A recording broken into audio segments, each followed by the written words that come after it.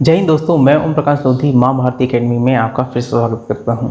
वैद्युत आवेश एवं क्षेत्र का आज हम लोग 15वां लेक्चर पढ़ने जा रहे हैं, जो कि गॉस के अनुप्रयोग पर आधारित है। तो इस लेक्चर में हम लोग दोस्तों एक समान आवेशित अनंत समतल चादर के कारण किसी बिंदु पर विद्युत क्षेत्र के लिए मान हम लोग निकालेंगे। तो आखिर देखते हैं कि एक समान आवेशित समतल चादर के कारण किसी बिंदु पर विद्युत क्षेत्र क्या होता है। तो अगर मैं यहाँ पर एक समान आवेशित समतल चादर हूँ, जैसे कि कुछ इस तरह से एक समतल चादर हम लोग लेते हैं ऐसा, जो कि कैसी है, आवेशित है। तो यहाँ पर हम लोग आवेश उत्पन्न कर देते हैं,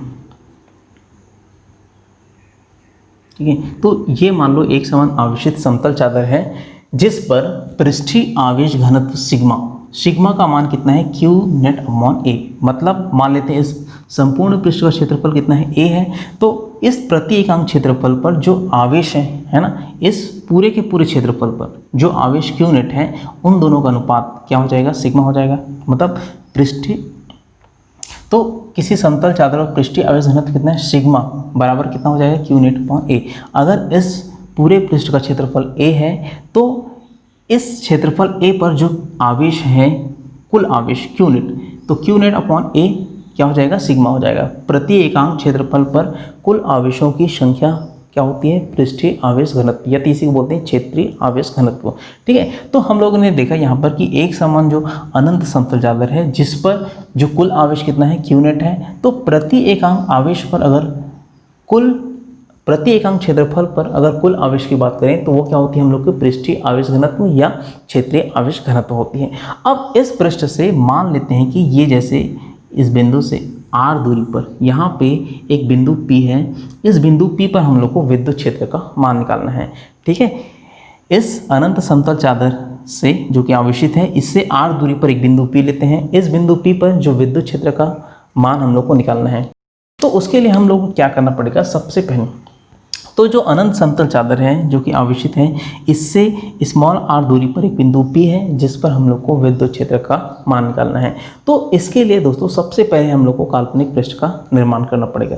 इससे 2 लेक्चर पहले आपको बताया था कि आखिर गॉस के अनुप्रयोग को हल करने के जो 4 पद हैं वो क्या है। तो सबसे पहले हम लोग क्या करते हैं, काल्पनिक पृष्ठ का निर्माण करते हैं, है ना।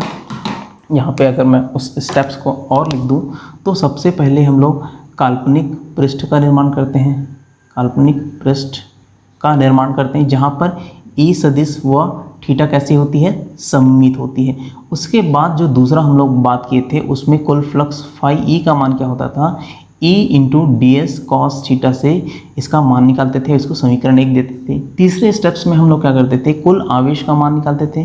कुल आवेश का मान निकालने के बाद गॉस के प्रमेय से फाई ई बराबर क्या होता था, Q net upon epsilon not. यहाँ से हम लोग समीकरण 2 लेते थे।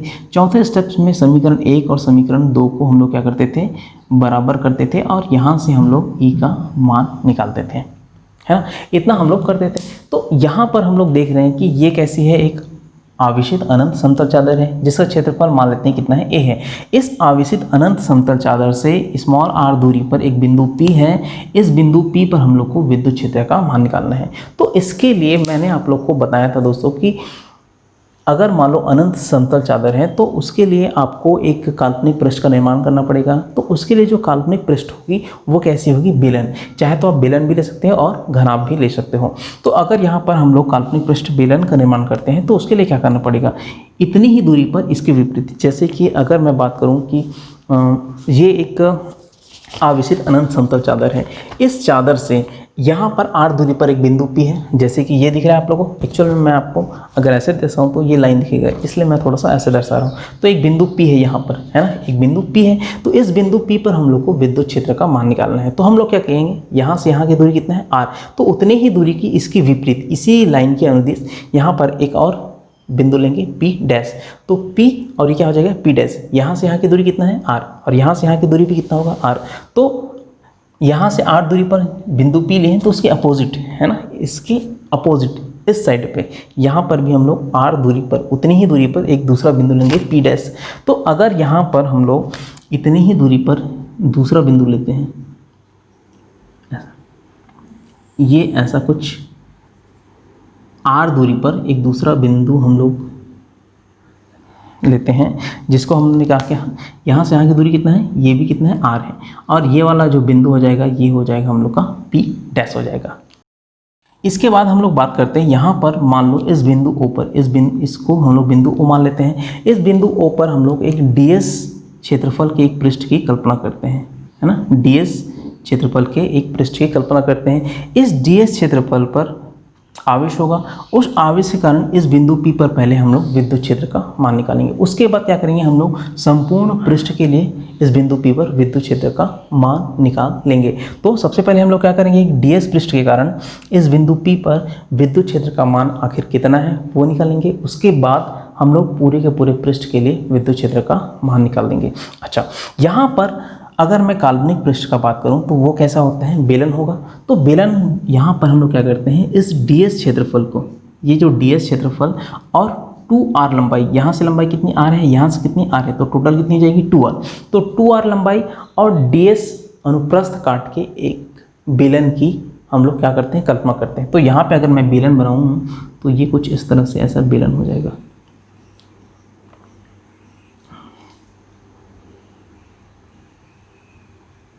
ये कुछ इस तरह से ऐसा।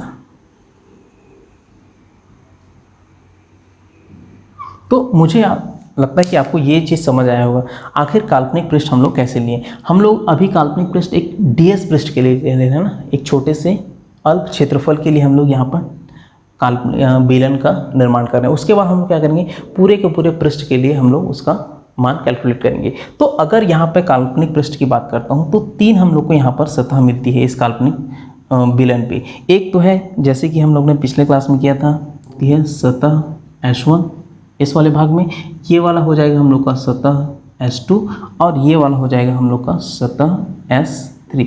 तो इस काल्पनिक बेलन पर 3 सतह हम लोग को मिलती है, सतह S1, S2 और S3।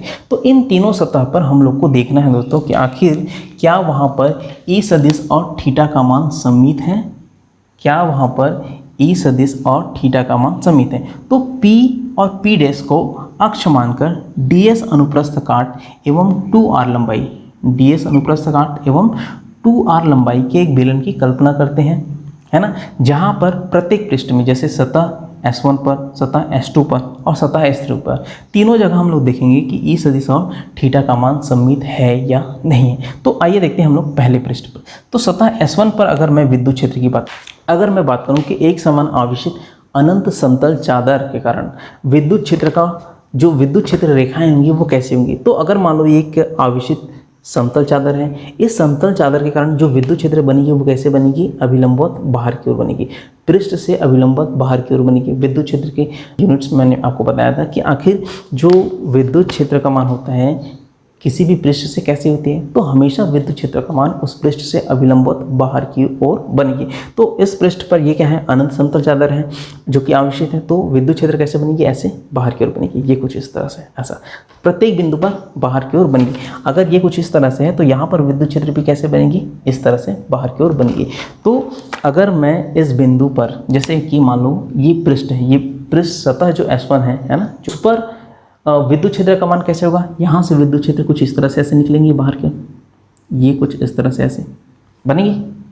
अगर मैं मान लो इसको ध्यान में देते हैं हम लोग, ये इस बिंदु पर अगर मैं विद्युत क्षेत्र का मान लिखूं तो वो कैसे होगा, ई सदिश इस ओर होगा।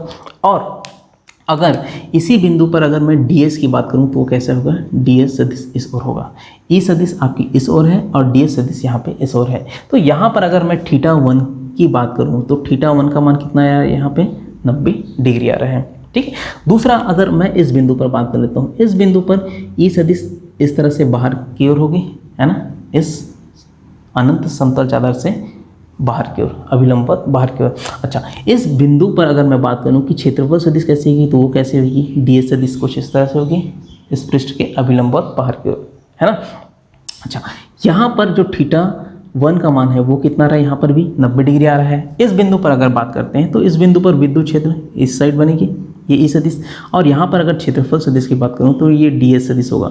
दोनों के बीच कोण θ1 कितना होगा, 90। यहाँ पर भी मान कितना आ रहा है, 90 आ रहा है। इस बिंदु पर बात करूँ तो ये ई सदिश और ये क्या हो जाएगा हम लोग का ds सदिश, दोनों के मध्य कोण अभी भी कितना आ रहा है, 90 आ रहा है। इसका मतलब है सतह S1 पर अगर मैं बात करूं, ई सदिश का मान सब जगह क्या है, सममित है, और ई सदिश और डी एस सदिश के मध्य जो कोण बन रहा है θ1, तो θ1 का मान भी कितना आ रहा है, 90 डिग्री आ रहा है।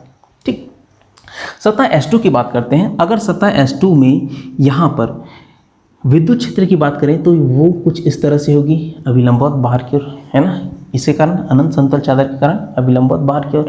अगर इसी पृष्ठ पर मैं अगर विद्युत क्षेत्र की क्षेत्रफल सदिश की बात करूं तो क्षेत्रफल सदिश का मान कैसे होगा, ये होगा ई सदिश के अनुदिश बाहर की ओर।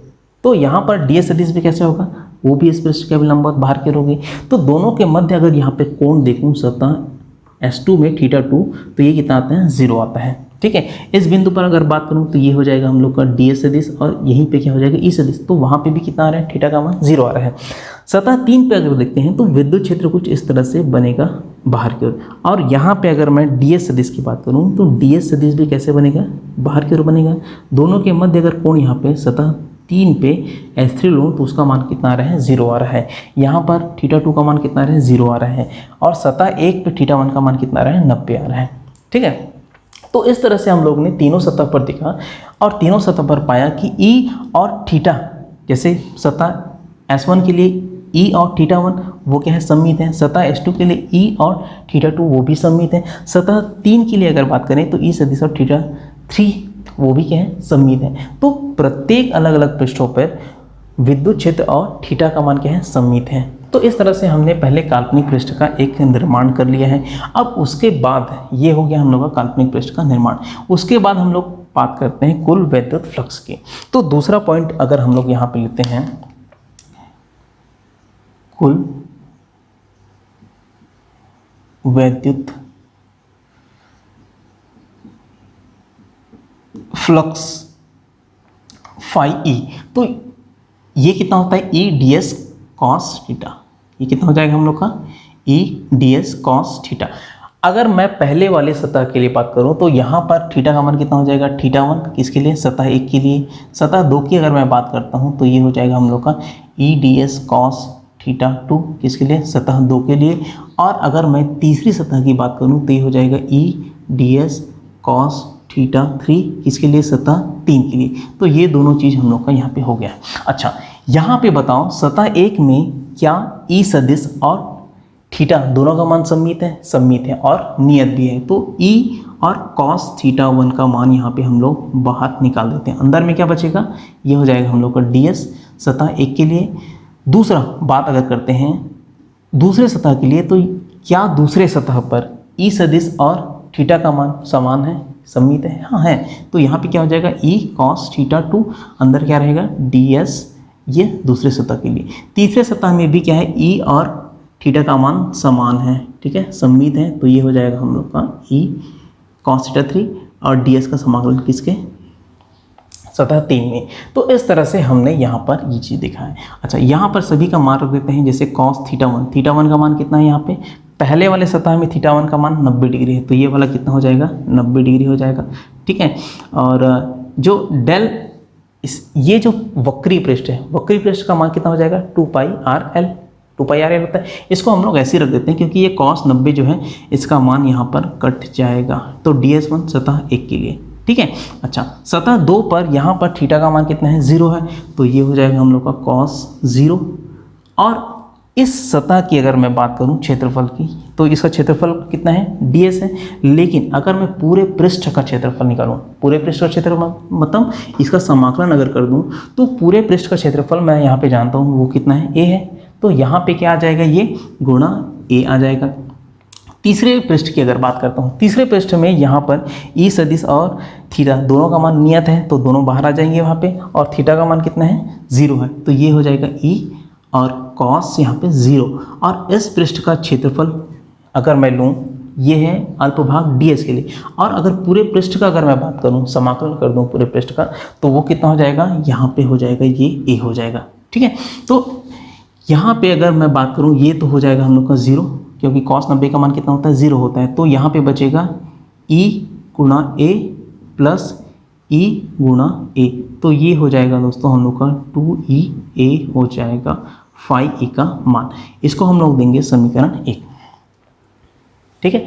समीकरण ये हम लोग का दूसरा भाग है ना, जिसमें हम लोग कुल वैद्युत फ्लक्स की बात करते हैं। तीसरा अगर हम लोग लेते हैं कुल आवेश का, है ना, कुल आवेश Q नेट, तो कुल आवेश Q नेट का मान कहाँ से निकालेंगे?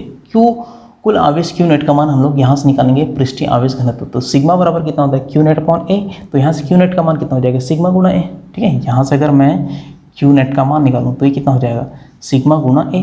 तो कुल आवेश का अगर बात करते हैं तो यहाँ पे हो जाता है, ये होगा सिग्मा गुणा A, ठीक है। तो गॉस के प्रमेय से, इसलिए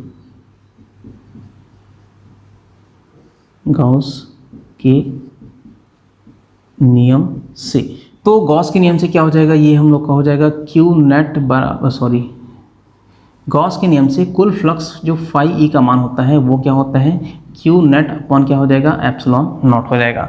अच्छा, Q नेट का मान यहाँ पे हम लोग कितना मिला है सिग्मा गुणा A, तो सिग्मा A बट्टे क्या हो जाएगा ये एप्सिलॉन नॉट, ये हो जाएगा हम लोग का फाई ई का मान। इसको हम लोग देंगे समीकरण 2। समीकरण 1 में फाई ई का मान बराबर कितना है 2EA, समीकरण 2 से फाई ई का मान कितना है sigma A upon epsilon not. तो चौथा अगर हम लोग बात करें समीकरण 1 व 2 से, तो समीकरण 1 व 2 से कितना हो जाएगा यहाँ पे फाई ई बराबर 2EA, और ये कितना हो जाएगा sigma A upon epsilon not. तो यहाँ पे कुछ कट रहा है क्या? हाँ बिल्कुल कट रहा है। कौन सा? ये A वाला भाग कट रहा है। तो यहाँ पे बचेगा क्या आप लोग का E। इस 2 को इधर मैं अगर शिफ्ट कर दूँ तो E बराबर कितना हो जाएगा यहाँ आप लोग का सिग्मा अपॉन 2 एप्सिलॉन नॉट। तो ये होता है विद्युत क्षेत्र का मान। किसके कारण? किसी आवेशित अनंत समतल चादर के कारण किसी दूरी r पर विद्युत क्षेत्र का मान E बराबर कितना होता है सिग्मा अपॉन 2 एप्सिलॉन नॉट। अच्छा, इसको अगर मैं सदिश रूप में लिखूँ तो यहाँ पे अगर मैं बात करता हूँ सदिश रूप में, अगर मैं इसको सदिश रूप में बात करूँ तो E सदिश का जो मान हो जाएगा वो हो जाएगा सिग्मा अपॉन 2 एप्सिलॉन नॉट, और ये हो जाएगा एन कैप। तो एन कैप जो होती है इस आवेशित समतल चादर के कारण, कोई अगर एक बिंदु लेंगे, जैसे कि मान लो ये एक आवेशित समतल चादर है ना, इसके अगर कोई एक बिंदु लेते हैं, इस बिंदु के अभिलंबित जो क्षेत्रफल है उसके अनुदिश एकांक सदिश होती है एन कैप। तो एन कैप क्या होती है पृष्ठ पर चादर पर, है ना, यहाँ पे लिखेंगे चादर पर किसी बिंदु के अभिलंबित पृष्ठ के अनुदिश एकांक सदिश होती है, एकांक सदिश होती है। अच्छा, अब यहाँ पर हम लोग को एक चीज़ इस फॉर्मूले से हम लोग को निकलती है, अगर सिग्मा का मान पॉजिटिव हो, सिग्मा का मान अगर धनात्मक हो, सिग्मा का मान अगर धनात्मक हो तो विद्युत क्षेत्र का मान बहिर्मुखी होगा, मतलब बाहर की ओर यहाँ पे होगी। इस जैसे कि मैं मान लो एक अनंत समतल चादर लेता हूँ, अगर ये यहाँ पर सिग्मा का मान कैसा है धनात्मक है, सिग्मा का मान धनात्मक, इसका मतलब है विद्युत क्षेत्र ऐसे बाहर की ओर निकलेगी, अभिलंबित बाहर की ओर, इधर भी ऐसे बाहर की ओर विद्युत क्षेत्र निकलेगा। अच्छा, अगर सिग्मा का मान धनात्मक है तो यहाँ पर ई का मान कैसे होगा बहिर्मुखी होगा, ठीक है, ये हो जाएगा हम लोग का बहिर्मुखी। और दूसरा, अगर सिग्मा का मान ऋणात्मक हो तो ई कैसे हो जाएगा अंतर्मुखी हो जाएगा, अंतर्मुखी। बहिर्मुखी और अंतर्मुखी का आपको मतलब समझना चाहिए कि बहिर्मुखी मतलब विद्युत क्षेत्र बाहर की ओर के, पृष्ठ से अभिलंबित बाहर की ओर ऐसे, और अगर अंतर्मुखी की बात करूं तो पृष्ठ पर अभिलंबित अंदर की ओर, इस तरह से कुछ होगी। तो इस तरह से यहाँ पर हम लोग देखते हैं कि एक समान आवेशित अनंत समतल चादर के कारण r दूरी पर अगर कोई बिंदु P है, उस बिंदु P पर विद्युत क्षेत्र का जो मान होता है E बराबर कितना होता है सिग्मा अपॉन 2 एप्सिलॉन नॉट, ठीक है। इस चीज़ को आप लोग को ध्यान देना है। तो यहाँ पर मैं इस फॉर्मूले से या इस रिजल्ट से एक हम लोग कंक्लूजन निकालते हैं दोस्तों कि अगर कोई अनंत आवेशित समतल चादर है, इससे आप कितनी भी दूरी ले लो, है ना, दूरी चाहे कुछ भी हो, ई का मान हमेशा समान आएगा। तो अनंत आवेशित समतल चादर के कारण किसी बिंदु P पर चाहे वो कितनी भी दूरी पे हो, विद्युत क्षेत्र का मान क्या है समान होता है, ठीक है, विद्युत क्षेत्र का मान समान होगा। ऐसा हम लोग क्यों कहें? क्योंकि यहाँ पर जो ई का मान है या ई सदिश का जो मान है r पर निर्भर नहीं कर रहे हैं, मतलब कितनी दूरी पर वो जो एकांक परीक्षण आवेश आए हैं, तो या कोई बिंदु है कितनी दूरी पर, उस पर निर्भर नहीं करती। तो ई का मान यहाँ पर आर पर निर्भर नहीं करती, हाँ, आर पर निर्भर नहीं करती। तो ये इसका एक इम्पोर्टेंट कंक्लूजन है। तो इस तरह से हमने देखा कि एक समान आवेशित अनंत समतल चादर के कारण विद्युत क्षेत्र का जो मान होता है वो कैसे निकाला जाता है। तो मैं उम्मीद करता हूँ दोस्तों आज का लेक्चर आपको समझ आया होगा। मिलते हैं नेक्स्ट लेक्चर में नेक्स्ट टॉपिक के साथ। जय हिंद।